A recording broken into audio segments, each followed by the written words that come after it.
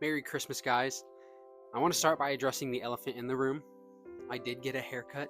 No, I'm just messing with you guys. That's not the elephant in the room. We made it to 150 subscribers, which thank you so much for that. I wanted to celebrate this Christmas by doing something that I think is long overdue. It's about time we review an Optimus Prime figure, and not just any Optimus Prime.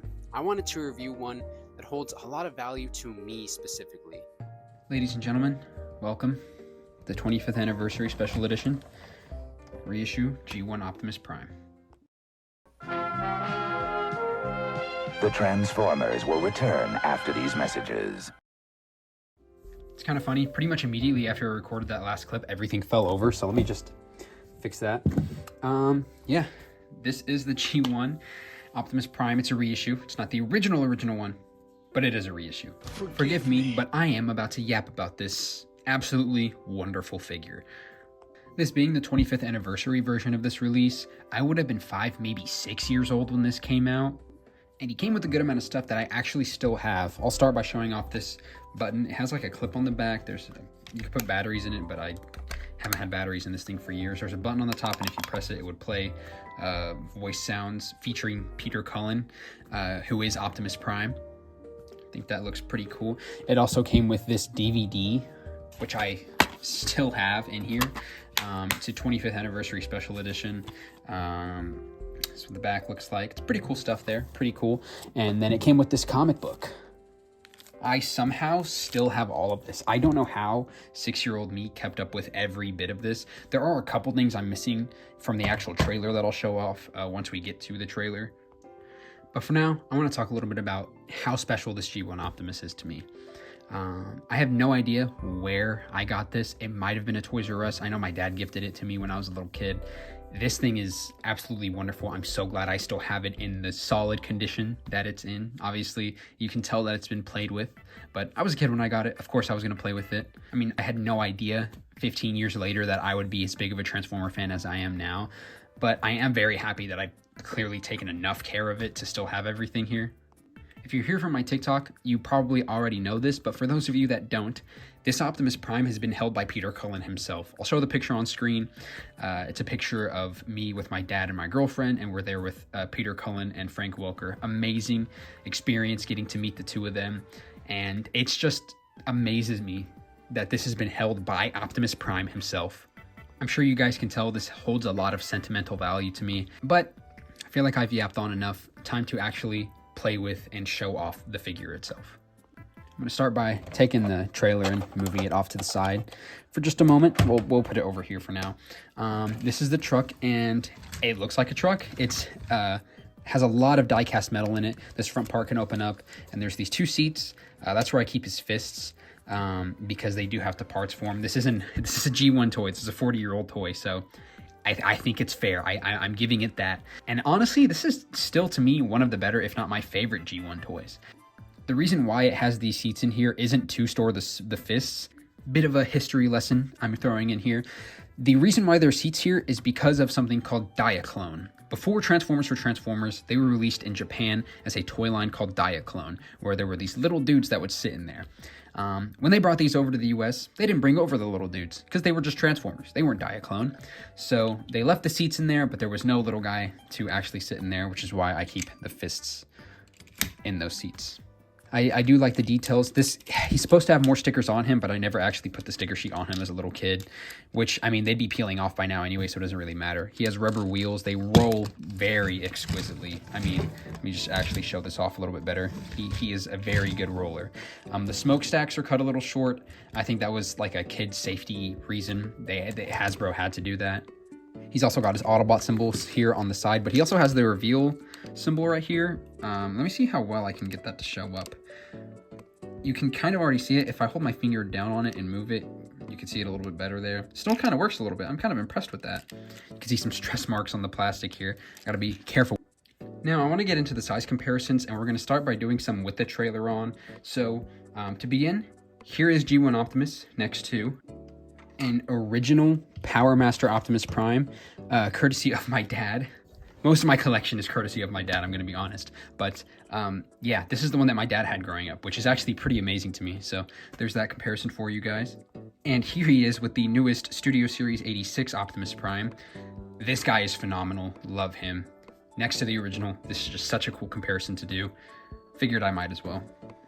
Now, there is one more Optimus I want to compare him to specifically, and that is the Masterpiece Optimus Prime.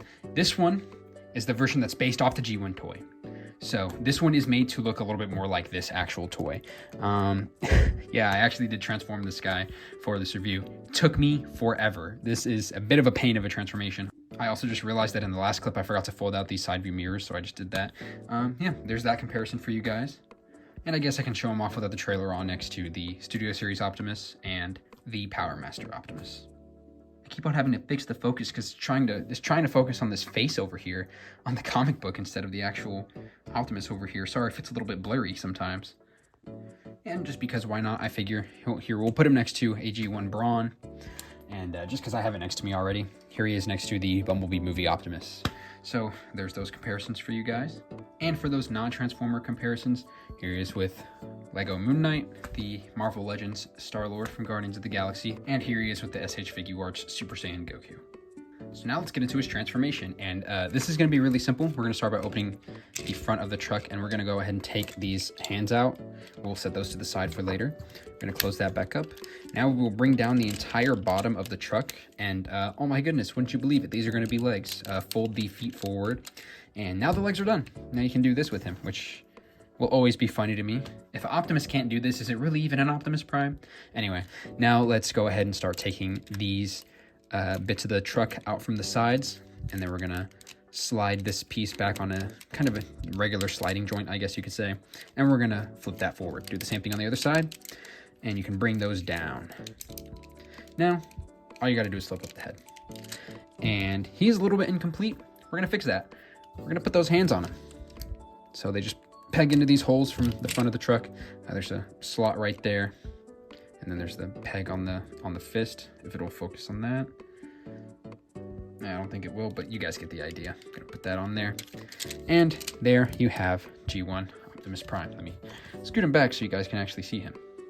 There he is. And once again, I think this is one of the better G1 figures, if not the best one.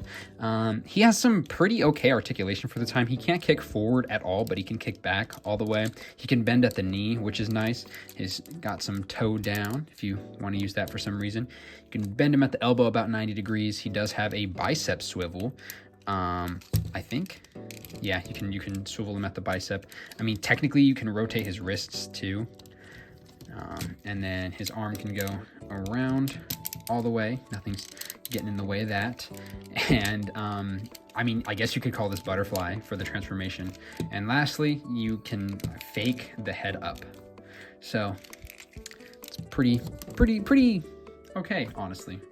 And now let's talk about some of the details on him. He's got these Autobot symbols on the side. I'm pretty sure the original toy had higher smokestacks once again, but I'm not really complaining. He's got those Autobot symbols. His eyes are yellow. That's how the original toy was.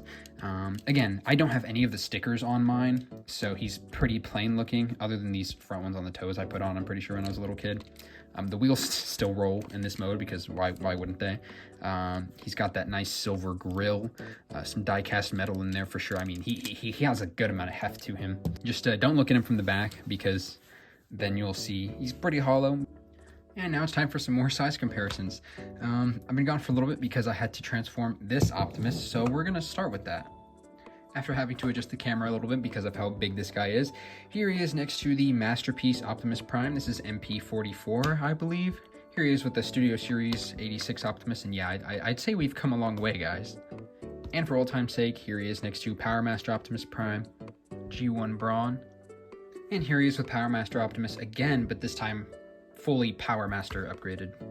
And once again, for those non-Transformer related comparisons, here he is with Star-Lord, Lego Moon Knight, and Goku.